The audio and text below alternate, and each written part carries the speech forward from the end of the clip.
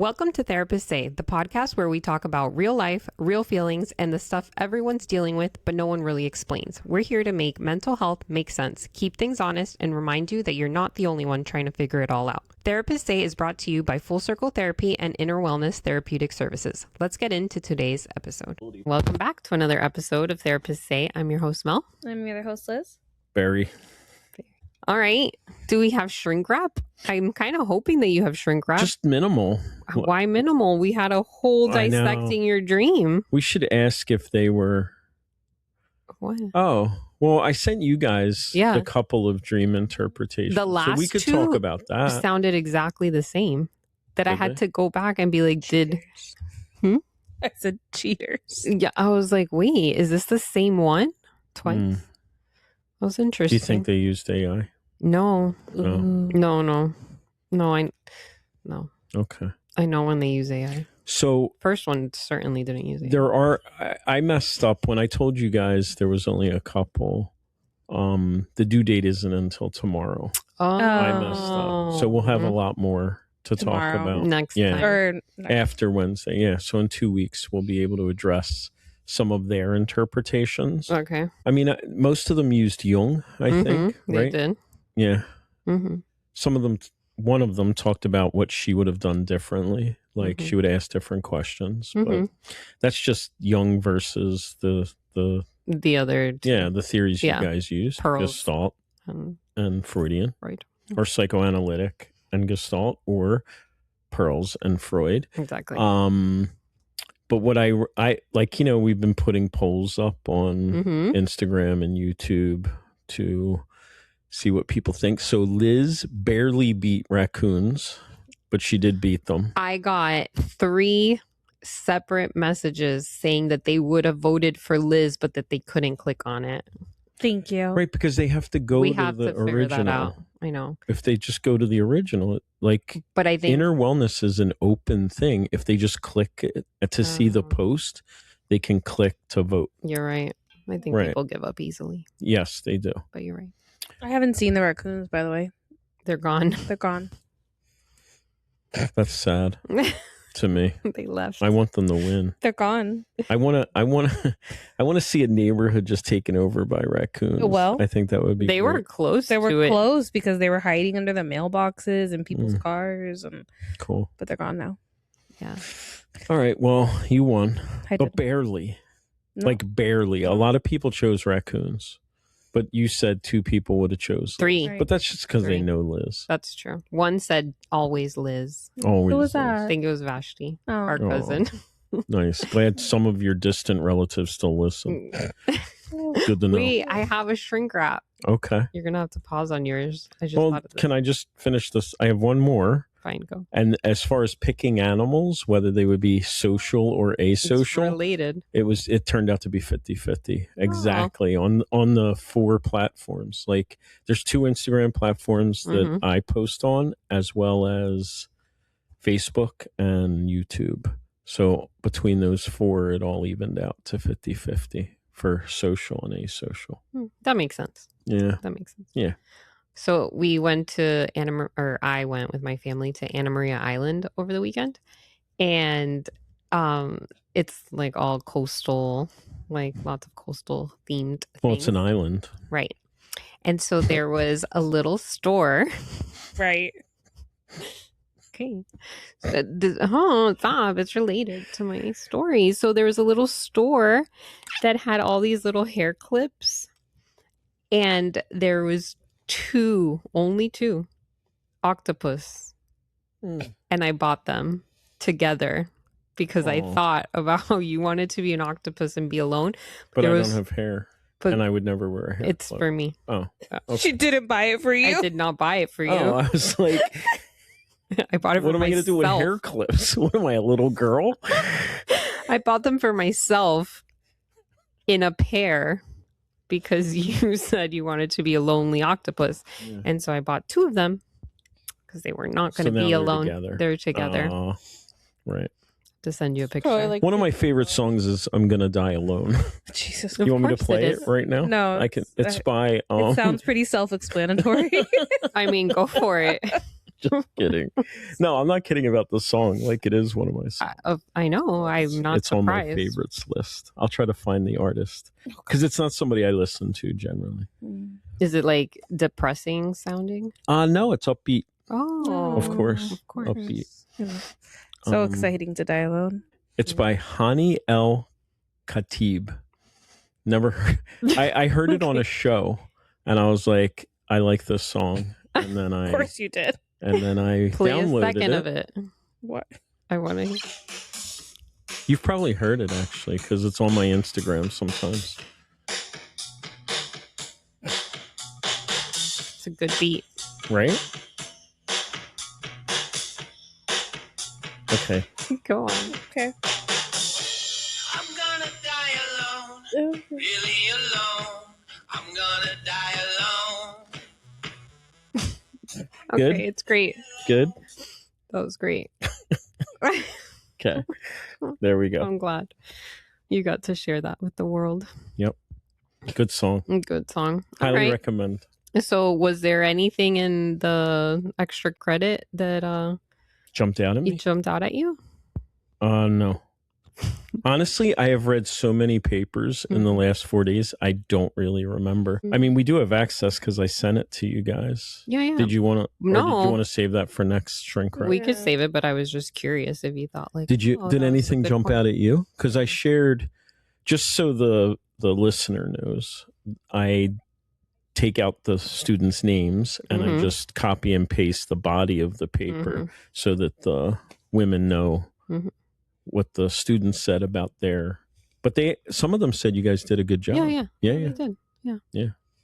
But nothing like They would use a stood out. different theory mostly. Of course they Yeah. would. I don't remember what. Like, you seem to be hinting at something. I'm not. That No, I'm maybe not. To me, they people were like.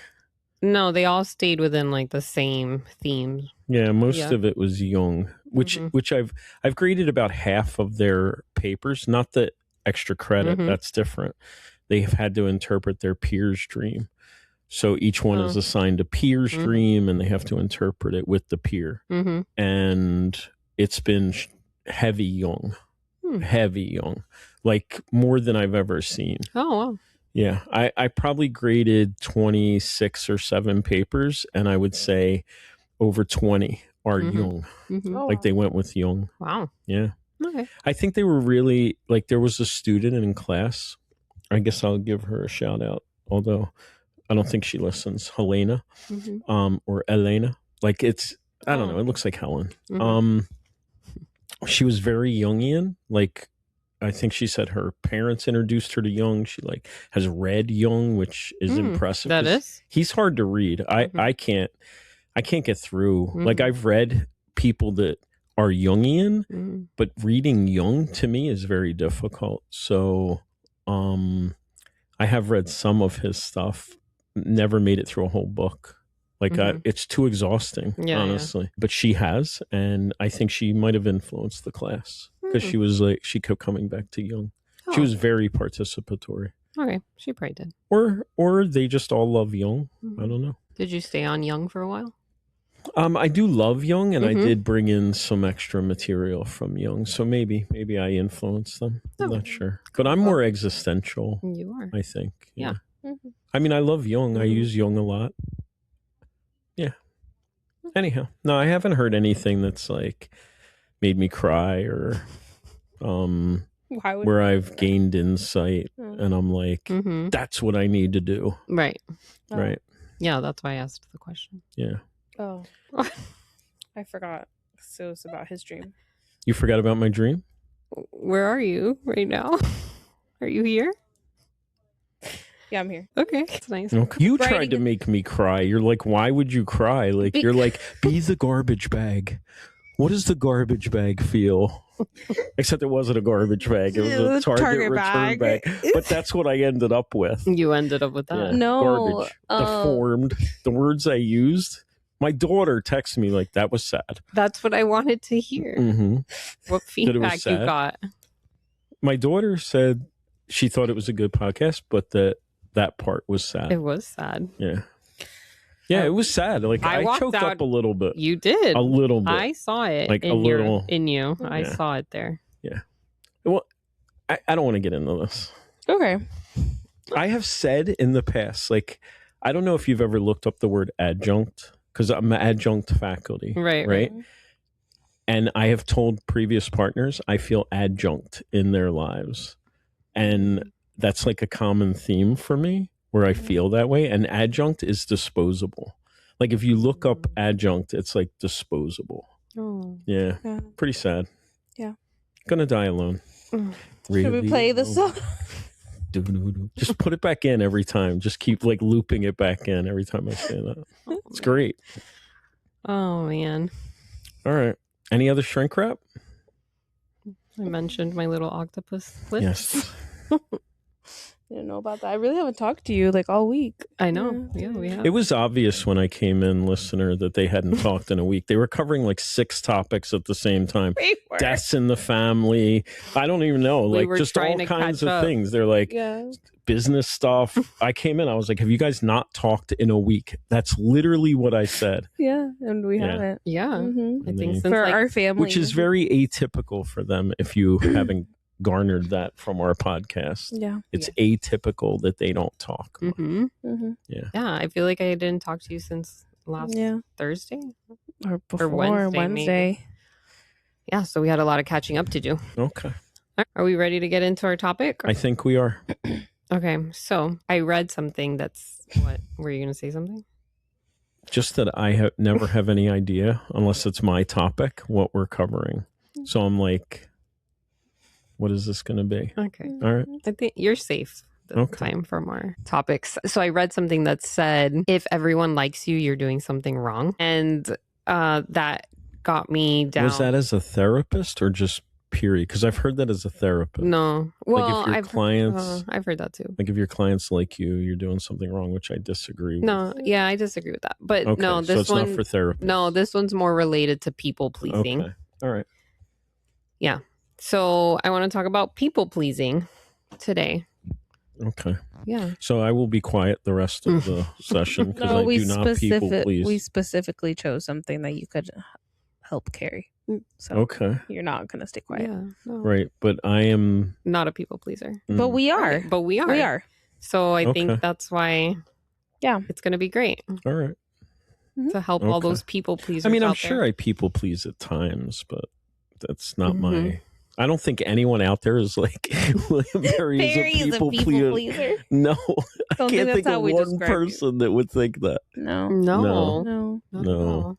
Yeah. So we Okay. could start by that statement of if everybody likes you, you're doing something wrong. I could relate to that. I feel like I've moved away from my people pleasing. It's still definitely in there. And I still feel a little uncomfortable when I go against the people pleasing. But it's made my life a lot easier, I would say, Mm-hmm.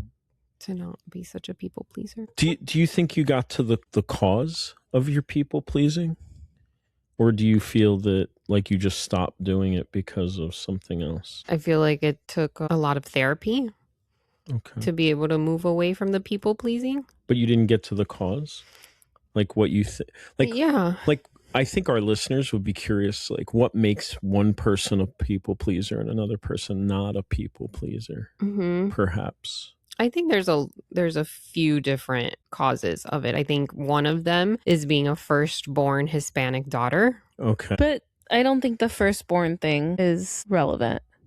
No, No, I think being just a Hispanic daughter in just general. a Hispanic daughter in general. Hmm. Well, 'Cause- maybe just for me, I feel like that's just like an added layer of it because I used to feel that I had to be the one to take care of things. And Well, you still do. yeah, I don't really think. no, but I feel like I've moved away from it a little bit. But when shit hits the fan, I go right back to it. Right. But I think there's like a distinction between the people pleasing and the firstborn daughter having to take care of things. I hear a lot from firstborn daughters, Mm-hmm. whether they're Latina or not, Mm-hmm. about caretaking, Mm-hmm. right? And I guess my question then becomes, is caretaking and people pleasing related in some way? I don't think they are. You don't think they are? I don't feel like caretaking and people pleasing are the same because I don't always think caretaking is obligatory. Thank you. Right. Thank you. Where I feel as like people pleasing, we sometimes feel more of an obligation to keep someone happy, or maybe Really? Because caretaking is more responsibility. Okay.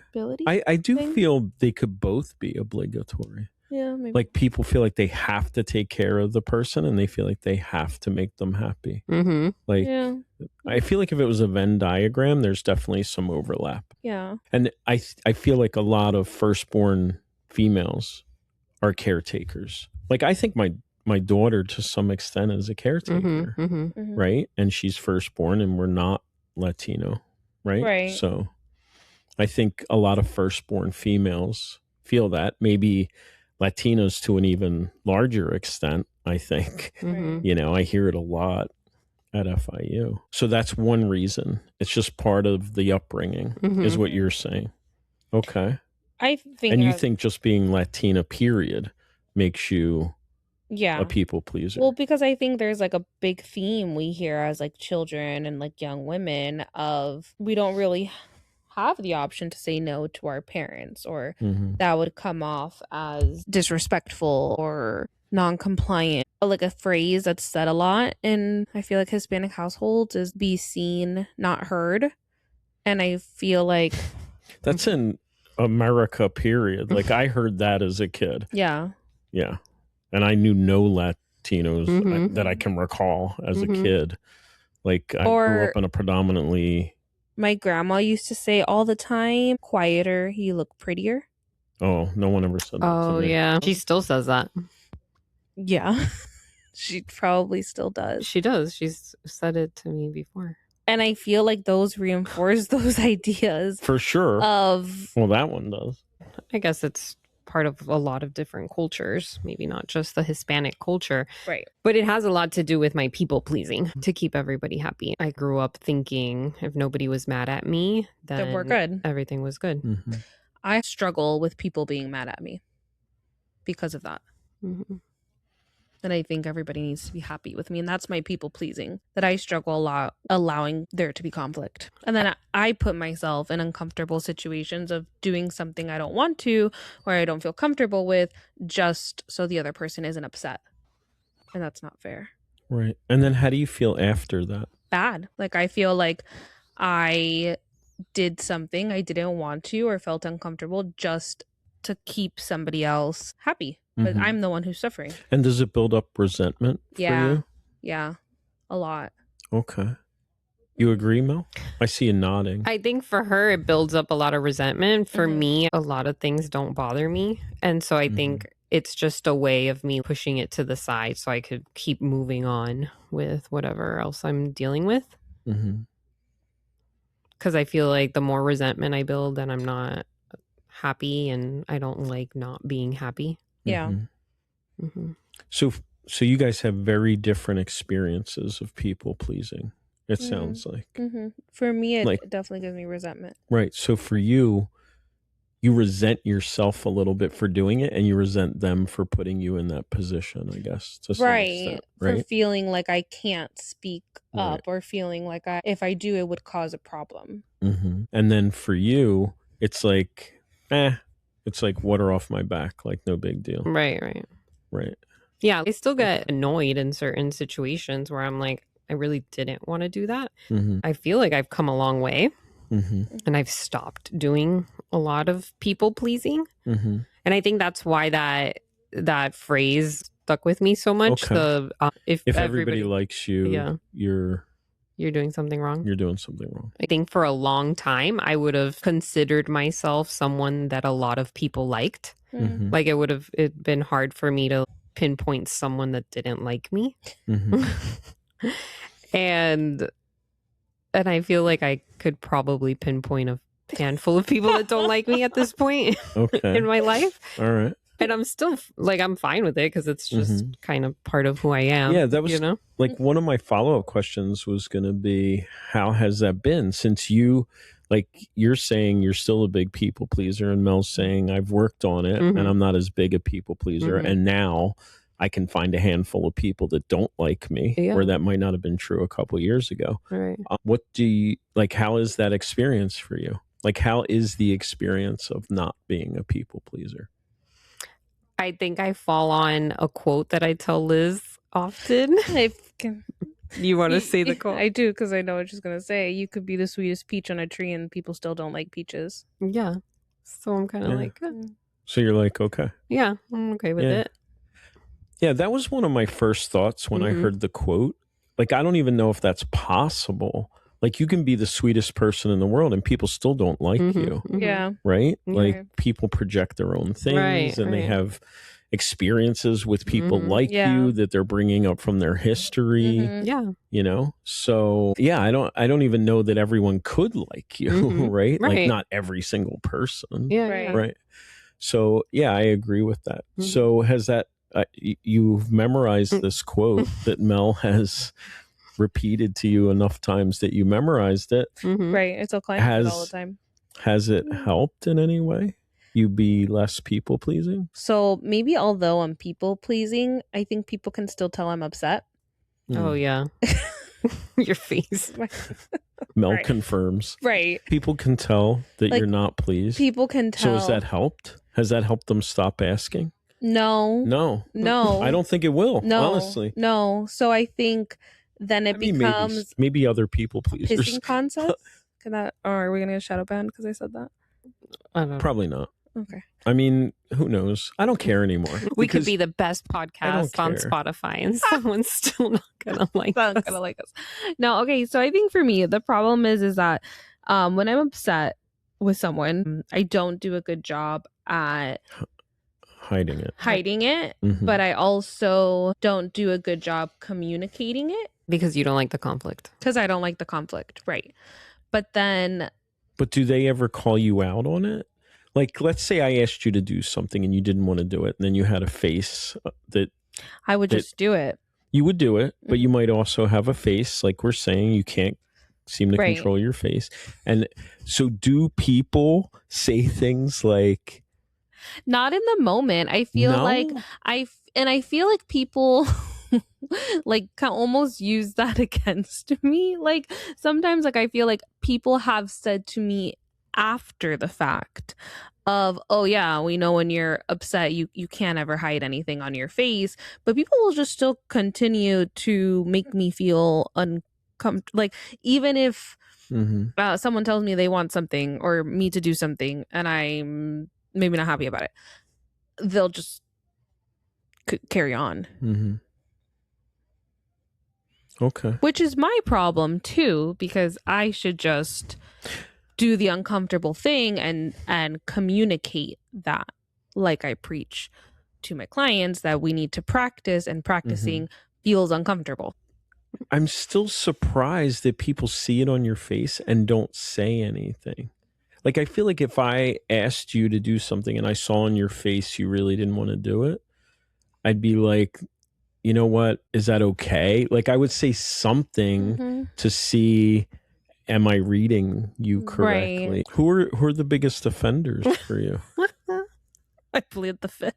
Okay. I kind of thought you would, but you tried. I'm just curious, like, who are these people that can read your face, know you don't want to do it, and still be like, is it me? And still be like, no. I'm cool with it. Yeah. Why did we become this way? Well, I know why we became this way. But because our parents. Yeah, I think our parents. Okay. And even our grandparents. Like, we were also raised with our grandparents. At least I was 100%. You were too. Have you guys seen that meme that says, like, I learned at therapy today, I'm a people pleaser, and it says, show me one person that's pleased with you? Have you seen that meme? No. That's true. Like, I wonder. It's true. That's like, true. How that resonates with a people pleaser. Like, I'm not a people. I always took it to mean you're not really a people pleaser. That's how I took that meme. Like, you think you're a people pleaser. Your therapist is co-signing you're a people pleaser, because a lot of time therapists only hear one side and they're empathic toward their client, and they're, they don't like. I think there's another meme that says, Like the worst person you know in the world right now is being told they're a people pleaser by their therapist, right? Yeah, I've heard something like that. Yeah. Maybe I've gone to another extreme. Okay, so I think Melissa has definitely gone to the other extreme of fearing that she's people pleasing. I don't know. It's the other side. I mean, people do that. Like they go from one extreme to the other, right? Mm-hmm. I think she has. And then they kind of like a pendulum. They go back and forth until they end up in a balanced place. Leveled out, so she'll level out eventually. If she's doing that, I feel like I haven't gone to the complete other extreme. I think that is the strategy for people pleasing, though. Like I think people pleasers have to start saying no a lot to get practice in saying no. And I don't know if a true people pleaser could go 100%, 180 the other direction. No, I don't think I have 100%. No, maybe not 100%, but maybe like I'm sensing a little something. What's going on here? Well, because I think in my journey of not people pleasing, Liz has had to people please more. She's had to. It's all the same people. She's had to pick up the slack. Not to name names. But they have the same last name. Okay. Yeah. All right. Do you think that's accurate? I think it's very accurate. That in Mel not people pleasing? I've had to. They look for someone else to please them. Yeah. To pick up the slack for sure. that Mel has unloaded. Let's say. Yeah. Oh. And I think Mel has a less tolerance for it. For what? For what? People pleasing? Mm-hmm. Is that what you're Since she worked on it, you mean? Or certain people? Certain people. I think she has a less tolerance for certain people. Since she stopped people pleasing? Mm-hmm. Okay. Right. That's interesting. Yeah. And but it's not resentment. So what do you attribute that to? I attribute it to my peace. Okay, wow. That's what I think. You go to that was the a great statement. No, I love that statement. I mean, that's not what I was going for, right? It's my truth. Why did this become? This is family therapy at this point. Is this family therapy? I know. It's your truth. Well, I hope that I could help other people pleasers out there. Mm-hmm. To not be afraid to say no. Or it doesn't mean that I love anyone any less, but I think that's what they make you feel like. Okay, so I think when it comes to people pleasing, boundaries are correlated with this. But do you not feel that the world we're living in right now uses the excuse as boundaries sometimes? Oh, this is going to be good. I'm going to hope that this answer that I just heard on a podcast the other day helps that. I heard on a podcast recently that boundaries aren't about like severing the relationship as much as they are about like nurturing the relationship, because by saying, this is how I keep you in my life, right? This boundary. Like, for example, I think in the podcast, I wish I could remember which podcast it was. I feel like it was Esther Perel. You listen to a lot. I do. You do. Like 7 or 10 a week. I don't know. In your rotation? Depends. Yeah, I have a pretty good, it's 2 a day at the beginning of the week. Oh, wow. Like this week I've listened to, I think I've only listened to 3 because there weren't that many this week. Like some haven't come out. I thought it was Esther Perel, maybe not, but it was about like the way a mom talked to her daughter, right? Mm-hmm. Like she would bring up her weight or something like that, right? Yeah. And the daughter said, "Look, I'm asking you not to do that. I want to spend time with you. I enjoy spending time with you, but when you bring that up, it makes me upset, and then I don't want to spend time with you." Mm-hmm. So when the mom brings up her weight, she ends like if we're getting coffee, it's like, okay, I got to go. And she leaves. But the goal is not to sever the relationship with the mom, but to have a better relationship with the mom. Like I'm not going to tolerate this, but I want to be with you still. Mm-hmm. I don't know if what you were saying about this generation. I I'm not in touch with them enough to know, I guess. Like, I don't see people severing relationships with their boundaries. Do you? I do. I think very easily someone will say, oh, that's my boundary, and it's an excuse to either sever a relationship. I think like, well, I want to go on the record from whoever I heard this from. Like, I'm not taking credit, but that's not the point of boundaries. The point of boundaries is to have a better relationship. I agree with you, but I feel like this generation does not understand what healthy boundaries actually are and look like in relationships. And in terms, I agree with that. I feel like they're used as an excuse. Well, I think people in general, maybe not even the newer generation, I think even the older generation struggles to understand what boundaries mean. Like, I think a lot of people look at it in a negative light, and not so much for what it's useful for, which is to strengthen relationships. Well, strengthen and also keep my peace. Yeah. Like, without compromising my own sanity, like you're saying, I'm keeping the boundary. And that's exactly what I mean. Like, when I said peace. And I feel like people pleasing is not keeping a boundary, right? Like, if you build up resentment, that's going to negatively affect the relationship. For sure. It does. And I think that's something I really am trying to like internally work on, because I can recognize it, but I have noticed, and even recently I was talking to one of my best friends about it, how like we can do that. And I was like, I don't want to just walk around resentful for no reason, and like a person doesn't even know that I am upset with them. Like, that's not and then they feel it came out of the blue. Because it's just this built up that I am primarily building up to myself, instead of actually actively practicing and working and talking it through. And I feel like when it comes out of the blue like that, it makes it easier for them to blame you. Right. Or like, to get more defensive. Looking at themselves, where if I constantly point out, this is a boundary, you're crossing it, it's like you I don't know. I don't want to say you have to look at yourself, but it makes it at least more possible you'll look at yourself. What did you write in your phone that you wanted to remember? That I saw on Instagram, there was a news article.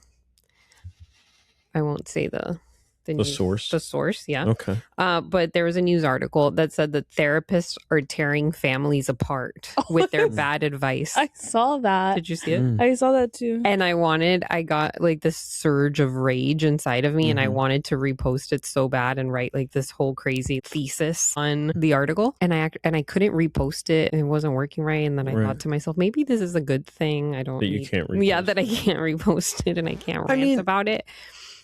Do you think it has any merit? So what I kept thinking, because then I like slowed down and I was like, let me think about this for a minute. I think what ends up happening is that, especially me as a therapist, is when I'm trying to process and then, help a client figure out what they want to do, we go by the information that the client is giving us, and then you try to weigh out the options. Like, that's how explore I do therapy. Options. Yeah, explore the options and see what fits better with their life and what would, bring them peace and all that. I always say that the healthiest way to deal with these situations is for there to be a happy medium. It's not completely cut off a family member, and it's not move in with your mom or something like that. Be attached at the hip. Exactly. Sometimes those happy mediums are not possible because of one reason or another, and a lot of times families end up being estranged and not talking to each other. So I don't think that it's the therapist that advises the client to stop speaking to their family. I think that it's a lot of different components, and sometimes it doesn't work out in the perfect way. There's times when cutting someone out of your life is probably the healthier option. Yeah. There's a lot of different... It's supposed to be considered a last resort. Right. Do you think there's any merit to that statement that therapists are tearing families No, apart. and I also feel like a really big thing is we are only getting what normally, right? Unless it's like couples or families. Right. But primarily we're only getting one side. Mm-hmm. And we don't know what's really happening. Like we spend 1 hour most of the times. We spend 1 hour a week with you, with a client, and we're only getting so much information. How much of it is accurate? Not to say that our clients are lying purposefully. It's their perception. But it's their truth. Their truth. Right. Their truth. No, that's very good. And we're going to try our best to help and treat that client for what is best for them. Mm-hmm. Now, could they have maybe swayed a story that maybe happened with their family member? Maybe, but it's also not our job to be detective. Right. We meet our clients where they're at in their narrative. Right. Like, we don't have a choice. I mean, I think there might be merit in it, partly because, and like I'm taking the opposite side, I guess. Only because, like, I have to fight my urge to tell them sometimes, like, get out of this situation. Mm-hmm. I usually tell my clients there's 3 options. Mm-hmm. I think this comes from the Dalai Lama, and it's like what I stick on. It's leave it, which would be the breaking up families one. Mm-hmm. I always include that as an option. Leave it, change it, or accept it. Right. Like those are the options. Mm-hmm. I don't know of any other options. So if I am suggesting them there's 3 options, that is an option. Mm-hmm. Like, statistically, maybe a third of them might choose. I don't think it's at that high, but I do think people sometimes realize this is unhealthy. Mm-hmm. I've tried to change it, or I don't feel I can change it. I can't accept it. Mm-hmm. Like, it keeps driving me insane. But I would say that's not my first line. Yeah. Like with a lot of my clients that have issues with family, I try to do it's Manny being Manny, mm-hmm. which for those that don't understand, those that aren't older and know baseball at all, there was a guy named Manny Ramirez who was a lunatic, I guess. I don't know. He would just do weird shit, and the announcers would say that's just Manny being Manny. Mm-hmm. When you can accept that this is who this is, I think my first of those 3 options is accept it. And change what you can. Like in the case we were talking about, we engage in our client's narrative, right? But I'm always exploring what's your part in this. Yeah. And I think that's where clients get a little upset at us, but you do have a role in it. Right. And if you're a people pleaser, bringing it back to people pleasing, you're playing a role in that. Yeah. Like if you're always giving people what they want, despite your face, right? Your face going, I hate doing this, but I do it anyhow. Why would I stop asking? Yeah. Right? Right. So you're playing a part in that. I am. Mm-hmm. So the goal would be to be more like Mel. Be more nope. I think I've actually said that to her. You said nope to her? No. To be more like me. To be more nope. Be more like me. Liz, are you going to be more assertive now that we've had this episode? Are you going to, and we'll check back with you in a month and see. Let me write that in my shrink wrap. Good for me is that I got the pregnancy hormones pumping through me, so a little easier. That makes it easier? Yeah. All right. So maybe less tolerant for people these days. Check in on I hate him Liz's so much. I'm putting it in shrink wrap so I remember. Check in on Liz's people pleasing journey. I think I wanted to add, when you stop people pleasing or attempt to stop people pleasing as much, right? People see you as a bitch. Yeah. And you just have to accept that and embrace it. On one of my postpartum journeys, I was called Slizzy. I have heard from some of your employees that you're the tough one.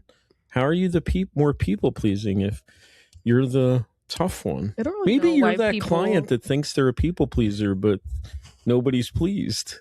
Are you that person? I don't think so. I think I definitely people please. Well, but I think she people pleases in my family, in like her home life. Yeah, in home life. Yeah. So we're narrowing down the offenders. It's not work. It's home. She doesn't people please at work. Okay. No, or Would Eddie describe you as a people pleaser? Oh God, no. why do you say now- that? Because I feel like you put Eddie in his place a lot. No. Yeah, you're able to stand up to Eddie. Yeah. Mhm. Okay. I think the point you were making is really important. When you make the change, Mhm. people get very upset with you. Yeah. Yeah. And they think you went crazy. They think what's wrong with you. Yes, that's what I meant. I feel like when I have done that before, people have called me Snappy Lizzie. Mm-hmm. And then you went immediately back to being a people pleaser? Yes. Because it causes so many issues. Conflict. Okay. Whereas I'm like, meh, whatever. I literally tell people I'm an asshole. Like I know. say you it. really do on like a daily Like I basis. embrace that I'm an daily asshole. place. Right, but when you embrace it, it doesn't matter that they think you're an asshole because you know already. Yeah. Like, this is me. Like, Okay, so yes, I can I feel like be. we've had this conversation before that you guys just want me to embrace that I am actually an asshole. I feel like we've had this conversation. No, but I guess maybe we have. Maybe it was a private club. We're all hanging out at the pool when we're not making podcasts. We were having a conversation about this. Choke. No, I think it's come up on the podcast before, like people pleasing and boundaries. Right. Mhm. Probably. Yeah, and so Not as a whole topic, but it's probably come Yeah. up. Yeah, it's Yeah, a big yeah. topic. yeah, here and there. Yeah. Yeah, but I think it's about accepting Yeah. that when we set boundaries, some people don't like it, and as long as you're able to hold Yeah. on to your peace, then I think it goes back to that the wise words that even if you're the sweetest peach, some people don't like peaches. It's actually juiciest. Whatever. I don't like Peach. peaches, honestly. You don't I don't think- peaches? I mean, maybe if I they're in a don't- can. I had a I'm client not very sure. I upset don't like- when I said that and was like, who doesn't like peaches? And I was like, I don't eat peaches.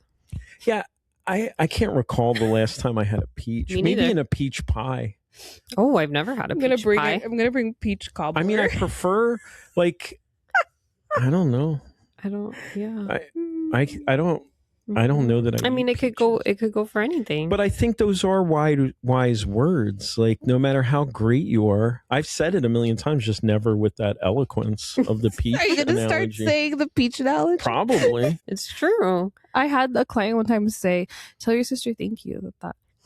That It really resonated. resonated. Oh my god! What if she tattooed it? I have had sayings that really resonated with clients. Like, Yeah, one Melissa too, One client that- like solved his problem. Like I have said, they tattooed it on their body? 'Cause But have they tattooed it? Melissa had a client tattoo it on their body. okay, one of my students tattooed a sentence that I had written in one of my Psychology Today articles. She emailed me to see if it was okay if she tattooed it on her body, and then she sent me a picture of the tattoo. Oh my god, twinsies! Liz, I know it's. catch up. No. Start saying something that your clients could tattoo on themselves. I don't know that I would have ever like I have a lot of tattoos, a lot of words.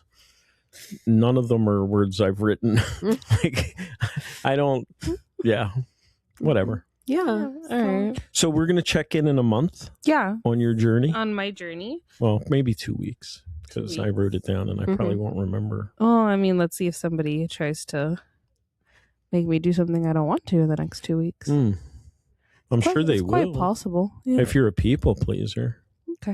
how We'll would see. you go 2 weeks without pleasing people? No, I mean, it's possible. I promise something will come up. Do you think there's any other motives for people pleasing? I think to avoid conflict. Yeah. I think. Right, conflict avoidant. Yeah. I think we should probably say conflict is part of life. Mhm. And Right. I probably said that a bunch of times. Conflict is okay. It's okay Yeah. to disagree with people. Mhm. Doesn't have to be ugly. Right. It doesn't Okay. have to be ugly. That's conflict avoidant. Mhm. Any other brainstorming? Some complex trauma has to do with it. Right. Fears of abandonment. Yeah. Mhm. Right. Abandonment. Like complex trauma, often there's fears of abandonment, Mm-hmm. right? So I'm afraid if I don't do this, if I don't do everything people want, they're not going to like me. They're not going to keep me in their lives. So in a way, it's kind of a manipulation. Put a negative spin on it. Yeah, I think that's a big reason for a lot of people that they're unconscious of. And it's that I feel like people aren't going to like me unless I do things for them. Right. Yeah. That, and then I just thought of something else. I think also trying to keep everybody happy. Oh, I had a client once, this just reminded me that she was a huge people pleaser. And she says that was the only thing that would keep her safe from her dad. Her dad was very abusive to her and her siblings and to her mom. And she would say that if she would just keep the peace, that she was safe. And her sister wouldn't keep the peace and would go against the dad a lot and would end up being hurt. So she learned that if she kept everybody happy, then she was safe. It was, so it was a coping strategy to be safe. Yeah. So I think there's different reasons, but the solution is the same, and that's to start saying, to set some appropriate boundaries, to do things. Like, we all have to do things we don't want to do. I don't know if that's people pleasing, right? Like, I might not want to do this, but I feel like, to be a good friend, it's important to do it, or to be whatever, a family member, whatever, like, you do it. So we all have, like, it's not like you can only do the things you want to do. We have to do things. But it's about saying no sometimes when I'm overwhelmed. Like, there's this rule I heard on a podcast. It's like, if I wouldn't do it tomorrow, then I shouldn't say I'll do it in a month. Because I'm not going to be any less busy in a month than I am right now. Yeah. You know what I'm saying? So kind of looking at it that way, like if I really have the time? Am I going to have the time in a week? Because a lot of times people pleasers feel overwhelmed, like, because they're helping everybody else out and they never have any time for themselves. Yeah. So I think the solution is doing the opposite, right? Like saying no sometimes, not people pleasing, taking the chance. I like that. And like you said, it hasn't had that big an effect. Like, now there's a handful of people that might not like you, right? But still most people like you. I would think so. And it hasn't severed any family relations where they're like, we are cutting Mel out of the family. No. And I think that's the biggest takeaway is if you're a people pleaser for that reason, or that being one of the reasons, it really doesn't sever relationships. It's okay to say no. Yeah, it's okay to say no. Yeah. All right. It's a good way to end it. Right. So like and subscribe and comment. And leave a review. Right. You comment and we will do better at reading them. We will heart it magically. Somehow. Right. We will read we can't read all the comments. Remember, it's too Mel. many. Too many. It's so many. Too many. We just must stay engaged. Right. Yeah. But we'll try. Yeah. All right. We'll try to give you a shout out. All right. Maybe I'll put it a part of shrink wrap. I'll check the comments from. Right, but we can't read all of them. It's Right. We'll pick so many. Yeah. All right. Well, that's a wrap on this episode of Therapists Say. I'm your host, Mel. Liz. Barry. Oh, I like it. All right, that's it for today's episode of Therapists Say. Thanks for hanging out. Hopefully you laughed, learned something, or at least realized you're not the only one with issues. New episodes drop every 2 weeks, so hit follow and don't forget self-care.